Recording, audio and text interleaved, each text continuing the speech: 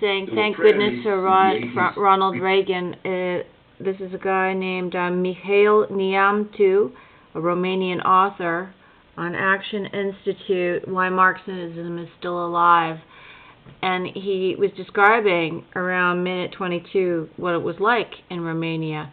And it's just like here, he says, like, you can't, there's no, instead of no books to read, like they had there, what we have now is a flood of bad books out on the shelves, like especially children's books. Awful. Like there's absolutely no standards. They're out the window. He said, thank God for Radio Free Europe and American USA Radio, that's it. But they were not allowed, they couldn't eat. I mean, they didn't have eggs, meat once a month. They were not allowed to travel, and they didn't have any news of the outside world. Now, isn't that what Canada did when they gave all of the $600 million to all of our media, and all of their people are the editors of every single newspaper. In all the small nooks and crannies of Canada, the newspapers are all rainbowed up with that pride flag, which actually, if you look at the Jewish Autonomous Oblate, it's a Manchurian province in eastern China where they've been hiding, but it's the same. They got the same flag as the pride flag. To read every evening, and so people like this, he's, in an interview, Why Marxism is Still Alive, Mihail Niamtu, people like this who've actually lived through this is crucial.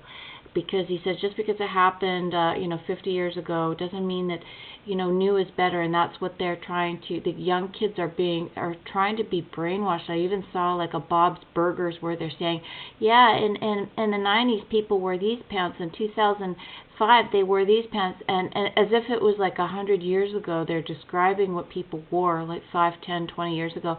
But see, that's their tactic to kind of brainwash the children to think that they're living in a sophisticated society now, but actually what happened is we regressed. With this technology, it's actually, we have already been kicked back to the Stone Age. With all of this technology, it actually looks uglier, it looks worse, it sounds worse, it's slower.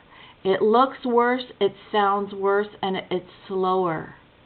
It's more available, yeah, so everybody can get it. But that takes away all of your gumption to progress or to work hard or to have any fun.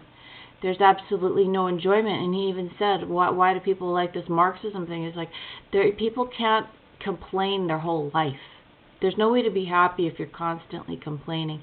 Anyway, it's a very good interview.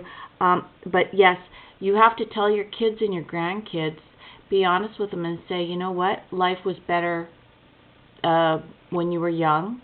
Life was better when your parents were young. And I know people that have had parents who even lived in the 20s, and they said, yeah, it's way better back then. Everything is better. So you're going to have to face this.